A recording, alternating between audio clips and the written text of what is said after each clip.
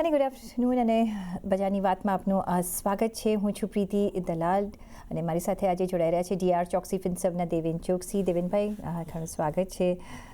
Market પર આપણે પહેલાં એમ વિચારતા હતા કે ચલો આરબીઆઈ પોલિસી છે, પછી માર્કેટ સુધારશે અને એ દિવસે આપણે એક ચમકારો જોયો પણ ખરો. પણ વોટ ઇઝ ટ્રબલિંગ ધ માર્કેટ? કારણ કે ટેરિફ તો ઓફકોર્સ વી ડોન્ટ નો કે ક્યારે આવશે. શું હવે ફેડના રેટ કટની રાહ જોઈ રહ્યા છે? What is happening in the market જો સમજવું હોય, કારણ કે એક મૂવ દેખાય છે, ઓલ ટાઈમ હાઈ પાસે જઈએ છીએ આપણે, અને આમ આઈ થિંક 2-3 અઠવાડિયા પહેલાં પણ આપણે આ વાત કરી હતી, પણ હજી પણ માર્કેટ થોડુંક નર્વસનેસ ક્યાં દેખાડી રહ્યું છે? સો ગુડ આફ્ટરનૂન પ્રીતિ. આપણે હંમેશા એક તરફ ફંડામેન્ટલ્સ અને કોર્પોરેટ અર્નિંગ્સ અને આઉટલુકની વાત કરતા હોઈએ, બીજી તરફ માર્કેટ અને માર્કેટના ટેકનિકલ્સ એને કદાચ થોડું ઓછો પ્રેફરન્સ આપતો હોય વાત કરવા માટે. આજે આપણી પાસે માર્કેટ અને કંપનીના ફંડામેન્ટલ્સ માટેનો કોઈ ડિસએગ્રીમેન્ટ નથી. આઈ થિંક મોસ્ટ ઓફ બાકીના એનાલિસ્ટો, ફંડ મેનેજરો, ઇન્વેસ્ટરો યુનિવોકલી એક વસ્તુ એગ્રી કરે છે કે કંપનીના વર્કિંગ્સ અને કન્ટ્રીની ઇકોનોમી આ બંને વસ્તુ એક વેરી સાઉન્ડ ફૂટિંગ પર અત્યારની તારીખમાં ચાલી રહ્યા છે. સો એમાં કોઈ ડાઉટ નથી, એમાં કોઈ જાતની ક્વેશ્ચન નથી, એમાં કોઈ જાતના આર્ગ્યુમેન્ટ્સ નથી. માર્કેટના ટેકનિકલ્સ વીક છે અને વીક રહેવાના છે. એનું કારણ એક કે બે કારણસર છે. એક તો સૌથી પહેલા જે ગયા વર્ષે મિડ કેપની અંદર જે રન અવે બૂમ થયું હતું, એ રન અવે બૂમની અંદર ઇન્ક્લુડિંગ મ્યુચ્યુઅલ ફંડ એ લોકોએ ઘણા બધા મિડ કેપના સ્ટોક્સ ઊંચા ભાવે વેલ્યુએશન સાથે પોતાના પોર્ટફોલિયોમાં લીધેલા હતા, ઇન્ક્લુડિંગ ધ રિટેલ ટ્રેડર્સ અને ઇન્સ્ટિટ્યુશન્સ ઇન્ક્લુડેડ. હવે જ્યારે આજે પરિસ્થિતિ એવી છે કે વેલ્યુએશન્સ એક્સપેન્સિવ પ્રોવાઈડ થઈ રહ્યા છે, કારણ કે કંપનીઓના ગ્રોથ એ વેલ્યુએશનની પેરિટીમાં નથી આવી રહ્યા. તો એ તરફ આઈ થિંક ઇન્વેસ્ટર થોડું ઘણું પેનિક થઈને એ પોર્ટફોલિયોમાંથી શેરો વેચવા માટેનો પ્રયત્ન વધારે કરી રહ્યો છે. જનરલી એવું થતું હોય છે કે તેજીના માર્કેટમાં જ્યારે મોમેન્ટમ ડ્રીવન મિડકેપના સ્ટોકના ભાવ થતા હોય અને ફંડામેન્ટલ નિગ્લેક્ટ કરવામાં આવતા હોય, એના પછીના વર્ષ કે 2 વર્ષ સુધી આ પેઇન પ્રોસેસ ચાલુ રહેતો હોય છે. I think we are passing through the pain process for mid-cap companies, small-cap companies, micro-cap companies. કે જ્યાં આગળ વેલ્યુએશન કરેક્ટ થઈ રહ્યા છે, રિઝનેબલી રેશનલાઇઝ થઈ રહ્યા છે.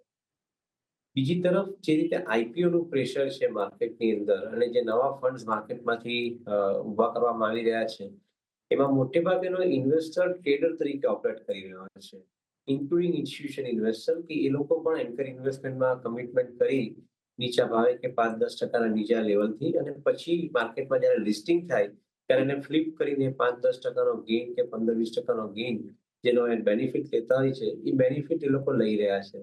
We have seen in past, I think companies like LG Electronics giving a significantly high amount of return to the investors from anchor investor stage to the listing stage. જ્યારે આવી પ્રક્રિયા થતી હોય કે જ્યારે કન્ટિન્યુઅસલી ઇન્સ્ટિટ્યુશન ઇન્વેસ્ટર અને retail investor પણ માર્કેટમાં આઈપીઓ ફ્લિપ કરવા માટે યુઝ કરતો હોય, તે હંમેશા એક શંકાનું કારણ બને છે કે એ કંપનીઓના ફંડામેન્ટલ્સ કરતાના ભાવ ખોટા નેરેટ કરવામાં આવ્યા છે, અને એના પછી આઈ થિંક એની અંદર માર્કેટની અંદર એક ટ્રેડિંગ એક્ટિવિટી ચાલી રહી છે. સો આ બે કારણો મારા હિસાબે એમાં કદાચ 100માંથી 99 કંપની છે કે જેને માર્કેટના વેલ્યુએશન્સ નથી મળી રહ્યા આઈપીઓ પછી. એક કંપની એવી છે કે જે સિગ્નિફિકન્ટલી લાર્જ આઈપીઓના વેલ્યુએશન્સ આપી રહી છે માર્કેટમાં લિસ્ટિંગ થયા પછી.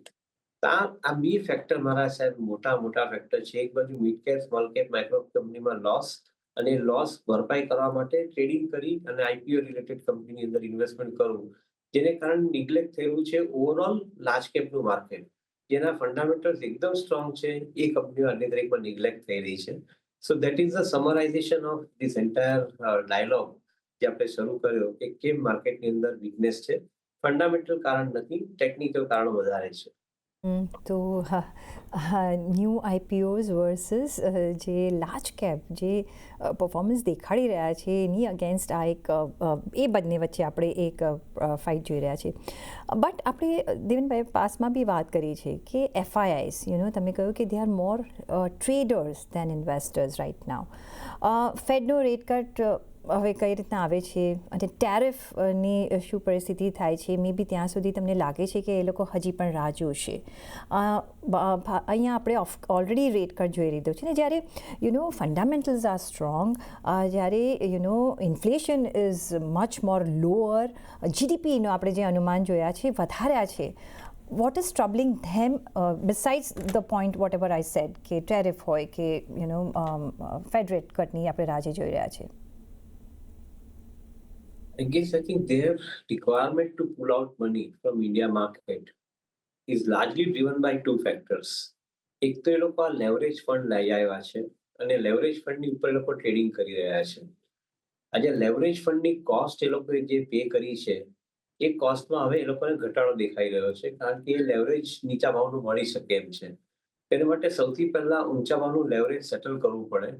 એ સેટલ કરવા માટે એ લોકો જે ટ્રેડેડ ફંડ્સ છે તેમાંથી પૈસા વિથડ્રો કરી રહ્યા છે. અને that is why it is continuously putting pressure on some of the large cap companies, કારણ કે એ લોકોના majority of the investment large cap કંપનીઝમાં હોય છે, ટ્રેડર્સોના. સો એક ડેરિવેટિવ માર્કેટ થકી પણ કન્ફર્મેશન મળે છે કે ક્યાં constantly they are writing options or they are writing futures or may be delivering shares in the cash market thereafter. એ જે પ્રેશર છે, પ્રેશર બરકરાર છે અત્યારની તારીખની અંદર, અને that is why I think we સે કે the major problem is the foreign portfolio traders જે લેવરેજ ફંડ સાથે ઇન્ડિયાના માર્કેટમાં અથવા વર્લ્ડના કોઈ પણ માર્કેટમાં એન્ટર થયો છે એ પૈસા વિથડ્રો કરી રહ્યો છે, કારણ કે એને નીચા ભાવનું લેવરેજ હવે બાય કરવું પડશે, ઊંચા ભાવની કોસ્ટ ઇન્ટરેસ્ટની ઘટીને આવશે. એને કારણે ઇન્ડિયાની ઇકોનોમીની જે કરન્સી છે એ કરન્સી ડેપ્રિશિએટ થાય છે, because they are continuously taking the money out of the system. So it is putting lot of pressure on the currency, and that is why I think currency unreasonably 90 આસપાસના level પર trade કરી રહી છે ડોલરની સામે. Maybe this process must stop. If it stops, then automatically currency will probably move back to somewhere around reasonable level of 87, 88. એવું expectation કરી શકાય. So we'll have to wait and see how exactly this is going to play out. But as of now, it looks like કે જ્યાં સુધી આ pressure એ લોકોનું leverage ફંડનું નહીં અટકે ત્યાં સુધી કદાચ તમારા માટે થોડો ટ્રાઇંગ ટાઈમ રહેશે માર્કેટની અંદર, because good fundamentals, but unfortunately I think significantly large amount of positions getting unwinded because of the technical reason. Again, as I've said. Well, the next question was going to be the INR dollar, પણ તમે કહી દીધું. સો હવે we don't know કે કેટલું આપણે weight and watch કરવું પડશે, અને ઓફકોર્સ ડિસેમ્બર છે એટલે હોલિડેઝ સિઝન પણ આવશે એ લોકો માટે, તો મે બી વી શુડ એક્સપેક્ટ કે આ 15મી ડિસેમ્બર સુધી કે 20 ડિસેમ્બર સુધી આ સિનારીઓ રહેશે, ને પછી મે બી એક આપણને ખબર પડશે કે કઈ રીતના સિનારીઓ આપણે જોઈ રહ્યા છે. પણ હેવિંગ સેડ દેટ, જે આપણું માર્કેટ પોઈન્ટ ઓફ ડોમેસ્ટિકલી આપણે જે જોઈએ, જેમ મેં કહ્યું કે જીડીપીનું જે અનુમાન છે એ વધાર્યું છે, ઇન્ફ્લેશનના ટાર્ગેટ્સ ઓછા કર્યા છે, ઘણા બધા ફંડામેન્ટલી અને structurally we are in good place. પણ માર્કેટ એ અકાઉન્ટ નથી કરી રહ્યું for the reasons whatever you explain us, right?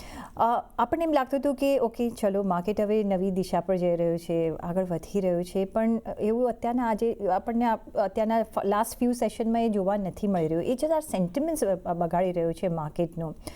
Like આજે defence stocks, no time or reason, because Putin આવીને ગયા, કોઈ ડીલ નહીં થઈ, એટલે અહીંયા આપણે એક નીચે જતાં આપણે જોઈ રહ્યા છીએ. કઈ રીતના આપણે માર્કેટને જોવું જોઈએ? કારણ કે અત્યારના જો નીચે પડી રહ્યું છે તો તમે બાય પણ કરી શકો છો, રાઈટ? તો કઈ રીતના તમે અપ્રોચ રાખી રહ્યા છો અત્યારના? Yes, you are right. I think ઘટે ત્યારે લેવું જોઈએ, પરંતુ આપણે કયા વેલ્યુએશન પર લેવું જોઈએ? Since you touched upon the subject of defence, જો ડિફેન્સની કંપનીઓ 60, 70, 80ના પી પર હજુ બી ટ્રેડ થતી હોય આફ્ટર કરેક્શન, અને એનો ગ્રોથ 15 થી 20% વચ્ચે જ આવતો હોય, તો દેટ મીન્સ કે there is a significantly large amount of mismatch. 15-20%નો ગ્રોથ એની સામે લગભગ 60-70-80ના વેલ્યુએશન. 60-70-80ના વેલ્યુએશન ક્યારે જસ્ટિફાય થાય? જ્યારે કંપનીની અર્નિંગ 2 વર્ષની અંદર ડબલ થતી હોય ત્યારે. અહીંયા આગળ 2 વર્ષ નહીં પણ 5 વર્ષે કંપનીની અર્નિંગ ડબલ થાય છે, જે કરંટ અર્નિંગનો ગ્રોથ છે એના બેસિસ પર આપણે વાત કરીએ તો. તો આ જે મિસમેચ ઉભો થયો છે એ મિસમેચ કરેક્ટ થવો જ જોઈએ. અને આપણે પાસમાં બી આની વાત કરી હતી કે વેલ્યુએશન જ્યારે સમય કરતાં વહેલા ડિસ્કાઉન્ટ કરવાના ચાલુ કરશે માર્કેટને, તે માર્કેટને વચ્ચે પેન આપતું જ જશે. અને that is what we are discovering right now, market is discovering right now. So I think the mute point here is કે જ્યારે તમારે આ ટાઈપની માર્કેટની અંદર પરિસ્થિતિ હોય ત્યારે કદાચ ઇન્વેસ્ટમેન્ટ કરવા માટેનો એપ્રોચ તમારે વધારે જ્યુડિશિયસ, વધારે રેશનલ રાખવો પડે. તે કદાચ મોટે ભાગના ઇન્વેસ્ટરો નથી રાખી શકતા. એ લોકો નેરેટિવ ફોલો કરે છે, માર્કેટના મોમેન્ટમને લોકો ફોલો કરે છે. So in my viewpoint, this may be a good time to buy some of the large cap companies, if not mid cap and small cap companies. So if large cap companies yes, જ્યાં અત્યારના થોડું neglect થઈ રહ્યું છે because IPO માર્કેટમાં ઘણું બધું fund inflow આવી રહ્યો છે, ક્યાં તમે સારા એવા વેલ્યુએશન જોઈ રહ્યા છો? કયા એવા એરિયાઝ તમને સારા લાગે છે કે અને જ્યાં થોડું પેન ફ્રી પણ રહી શકે, રાઈટ? અને large caps already usually pain free રહેતા હોય છે બિકોઝ એ લોકો સ્ટ્રક્ચરલી ઘણા સ્ટ્રોંગ હોતા હોય છે. ક્યાં તમે નજર રાખી રહ્યા છો અત્યારના? આઈ થિંક ઘણી એનબીએફસી કંપનીઓ જે છે કે જેની અંદર કન્ઝ્યુમરના સ્પેન્ડિંગ સાથેનો ગ્રોથ જોડાયેલો છે અને they are available at a significantly, I would not say discounted rate, but significantly attractive rate. વેલ્યુએશનના ગણો તમે તો, અને એના પર એક ધ્યાન રાખવું જરૂરી બને છે. સિમિલરલી મેન્યુફેક્ચરિંગ ક્ષેત્રની અંદર જે કંપનીઓ પાવર અને પાવર યુટિલિટીની સાથે જોડાયેલી છે, જે કંપનીઓ ડિફેન્સ મેન્યુફેક્ચરિંગ સાથે જોડાયેલી છે, જે કંપનીઓ આઈટી અને ઇન્ફ્રાસ્ટ્રક્ચરની સાથે પોતે એન્જિનિયરિંગ સર્વિસીસ આપી રહી છે, જેને આપણે ઈએમએસ કેટેગરીમાં કહેતા હોઈએ, એ ટાઈપની કંપનીઓની અંદર કદાચ અર્નિંગ ગ્રોથ મોટો આવશે. જો આ માર્કેટ કરેક્શન આપવાનું હોય તો some of this companies are going to be really becoming very attractive proposition એ કરેક્શનની અંદર. અને એના પર કદાચ ધ્યાન રાખવું જોઈએ. કદાચ અત્યારે ઇમિડિયેટલી આપના આ ક્વેશ્ચનના આન્સર આપવા માટે અમુક નેમ અથવા અમુક સેક્ટર કદાચ હું નહીં આપી શકું, પરંતુ એક વસ્તુ ચોક્કસ છે કે એ કરેક્શન આવે પ્રાઇસની અંદર ત્યારે એ કંપનીઓ ડેફિનેટલી મોર મિનિંગફુલ થશે. આપણે આઈડેન્ટિફાઈ ચોક્કસ કરી શકાય, જે રીતે મેં કીધું પણ અમુક ક્ષેત્રને એની અંદર જે કંપનીઓ છે મેં આઈડેન્ટિફાઈ કરીને રાખી છે અને એની ફીલ કે એની અંદર ઓપોર્ચ્યુનિટી મોટી ઊભી થઈ રહી છે. Some of the small cap mid cap કંપનીઝમાં પણ ઓપોર્ચ્યુનિટી ઊભી થઈ રહી છે.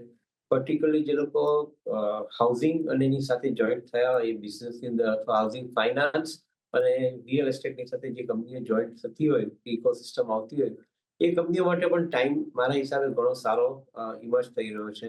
ઓટોમોબાઈલ અને ઓટોમોબાઈલ એન્સિલરી કંપની માટે ટાઈમ ઘણો સુરક્ષિત દેખાઈ રહ્યો છે.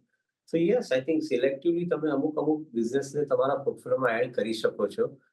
કરેક્શન આવે તો મિનિંગફુલી કરવું જોઈએ. કરેક્શન નહીં આવે તો એસઆઈપી રૂટથી તમે ઇક્વિટીની અંદર પૈસા રોકો તો કદાચ તમને બેટર બેનિફિટ મળશે એવું અમે માનીએ છીએ.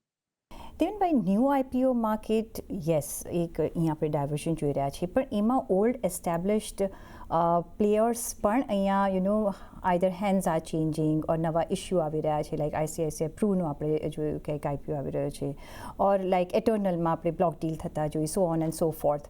આપણે રોજ આ જોતા હોઈએ છીએ, રાઈટ?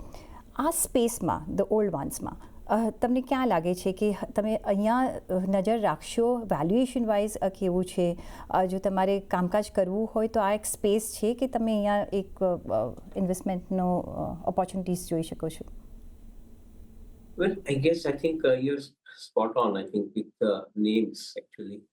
ઘણી બધી લાર્જ કેપ કંપનીની અંદર એ લોકો જે રીતે બિઝનેસીસ બિલ્ડ કરી રહ્યા છે અથવા બિઝનેસીસ બિલ્ડ કરીને હવે એ લોકોને મોનેટાઇઝ કરી રહ્યા છે, એ કંપનીઓ ડેફિનેટલી નજર રાખવા જેવું છે. For example, you mention ICICI. તો આઈસીઆઈસીઆઈ એઝ અ બેંક એની અંદર અનેક બિઝનેસીસ એ લોકોએ બિલ્ડ કર્યા છે અને આ જે કંપની છે તેનો ઇન્સ્યોરન્સ કંપનીનો અત્યારની તારીખમાં આઈપીઓ આવવા જઈ રહ્યો છે. સો વિચ મીન્સ કે એના જે વેલ્યુએશન્સ છે તે આઈસીઆઈસીઆઈની બુક્સમાં રિફ્લેક્ટ થવાના સ્ટાર્ટ થાય. Similarly that situation is there for SBI. Similarly, that situation is there for even other companies like, say for example, Adani Enterprise.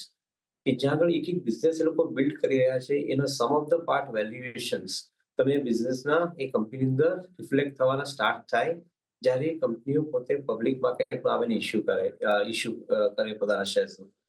I think જે પબ્લિક માર્કેટમાં આવવા પહેલાનો જે પીરિયડ છે એ વેઇટિંગ પીરિયડ છે અને એ વેઇટિંગ પીરિયડમાં જો તમે શેર્સ તમારા ઇન્વેસ્ટમેન્ટ પોર્ટફોલિયોમાં એસઆઈપી રૂપથી અમુક કંપનીના લેવાના ચાલુ કરો તો કદાચ તમે જ્યારે એ કંપનીઓ પબ્લિક માર્કેટમાં લિસ્ટેડ થવા આવે ત્યારે તમને અનલોકિંગ થવા માટેના ચાન્સીસ પૂરેપૂરા પોસિબલ થતા દેખાય. સો વી ઓલવેઝ બિલીવ કે જ્યાં આગળ વેલ્યુ ક્રિએટ થતી હોય એ કંપનીઓને તમે પોતાના પોર્ટફોલિયોમાં અનસર્ટન ટાઈમ્સની અંદર અથવા વેઇટિંગ પીરિયડનો જે ટાઈમ હોય તેની અંદર એડ કરવાના ચાલુ કરો. That is a sure short way of I think making money in a decent manner. Otherwise તો તમે મોમેન્ટમ બેઝડ માર્કેટમાં ઇન્વેસ્ટમેન્ટ કરી શકો જો આ ટાઈપની સિચ્યુએશન તમે ફોલો નહીં કરો તો. પણ અત્યારના દેવેનભાઈ, જેમ આપણે પહેલાં જ વાત કરી કે અત્યારના ફક્ત મોમેન્ટમથી અહીંયા અત્યારના આપણું ઇન્વેસ્ટમેન્ટ પેટર્ન નથી બની રહ્યું. You have to go much more dipper into it. અને એ હિસાબે જો આપણે જોઈએ તો ફાર્માસ્યુટિકલ્સ પર એક નજર તમે રાખી રહ્યા છો અત્યારના, બિકોઝ અહીંયા પણ ઘણા બધા બિઝનેસ મોડ્યુલ્સ ચેન્જ થઈ રહ્યા છે. લાઈક બાયોલોજિક્સ એનામાં અંદર આવી ગયો છે હવે. કઈ રીતના તમે જુઓ છો ફાર્મા એઝ અ સેક્ટર ઓર એની અધર સેક્ટરમાં જ્યાં બિઝનેસ મોડ્યુલ્સ ચેન્જ થઈ રહ્યા છે, કેટલી ઓપોર્ચ્યુનિટી છે અને ક્યાં તમે જોઈ રહ્યા છો? સો ક્લિયરલી એપીઆઈ અને સીડીએમઓ સ્પેસ જે છે એ સ્પેસની અંદર I think the business condition remains I think more conducive than anybody else. કારણ કે એની અંદર આજે મેઇન પેટન્ટેડ કંપની છે, ફાર્મા કંપનીઓ છે વર્લ્ડની અંદર, એ લોકો એપીઆઈ અને સીડીએમઓ બિઝનેસની અંદર એક લોંગ ટર્મ કોન્ટ્રાક્ટ સાથે ઓપરેટ કરતા હોય છે. So that gives you the visibility of growth in the business. likes of Laurus, likes of DVs, or even for that matter other pharma companies કે જે લોકો પોતાના R&D થકી અમુક APIs ડેવલપ કરતા હોય અથવા એ લોકો CDMO ના માધ્યમથી અમુક એ લોકો B2B કંપનીઝની જે આપણે ફોર્મેટ કહેતા હોય કે ફાર્મા કંપનીઓને એ લોકો સપ્લાય કરતા હોય. So those companies are relatively better at this point of time. એની સાથે સાથે જે લોકો ફાર્માની અંદર પણ જે લોકો ટેકનોલોજી સાથે લોકો વર્ક કરી રહ્યા છે, જેને આપણે ફાર્મા ટેક કહેતા હોઈએ, those companies are also relatively better. કારણ કે I think they are using the technology to deliver the products and services to the other companies. એ બી એક I think નવું ક્ષેત્ર ઊભું થઈ રહ્યું છે. I think some of the companies which are recently listed અહીંયા આગળ માર્કેટની અંદર, એ કંપનીઓ કદાચ એ વિષયને સારી રીતે હેન્ડલ કરી રહી છે. તો we have to be selective about it. જે પ્યોર જેનરિક્સ કંપની છે એની અંદર ગ્રોથ નથી દેખાતો. જે સ્પેશિયાલિટી જેનરિક્સ બનાવે છે, જે કોમ્પ્લેક્સ જેનરિક્સ બનાવે છે, તેને માટેનો ગ્રોથ હજુ આપણે જોઈ રહ્યા છે. So we are remaining selective about adding those companies in the portfolio in the pharma space. We last year added DVs and Laurus kind of companies as a disclaimer I am putting it across. જેના benefit હવે અમને લોકોને છેલ્લા 1.5 વર્ષમાં જે addition કર્યા તે આજની તારીખમાં દેખાઈ રહ્યા છે. જી દેવેનભાઈ, ટાઈમનો કમી છે, નહીં તો મેં વધારે 2-3 ક્વેશ્ચન મારા માઇન્ડમાં હતા, પણ મે બી નેક્સ્ટ ટાઈમ માટે આપણે રાખીશું. પણ આજના માટે તમારા કોઈ disclosures, because you have named few companies? Yes, I think કંપનીના નામ ફક્ત ખાલી ઉલ્લેખ કરવા માટે છે, નથિંગ એને રેકમેન્ડેશન તરીકે નહીં ટ્રીટ કરવા. રેકમેન્ડેશન માટે ડેફિનેટલી વધારે અભ્યાસની જરૂર હોય છે. તો I think go to your investment adviser, talk to him, consult him, અને એના પછી ઇન્વેસ્ટમેન્ટ કરો, એવી સલાહ છે. જી દેવેનભાઈ, ઓન ધેટ નોટ ઘણો આભાર તમારો અમારી સાથે આજે જોડાવા બદલ. અને એ સાથે જ મને પણ આપશો રજા. જોડાયેલા રહેજો CNBC બજાર સાથે. નમસ્કાર.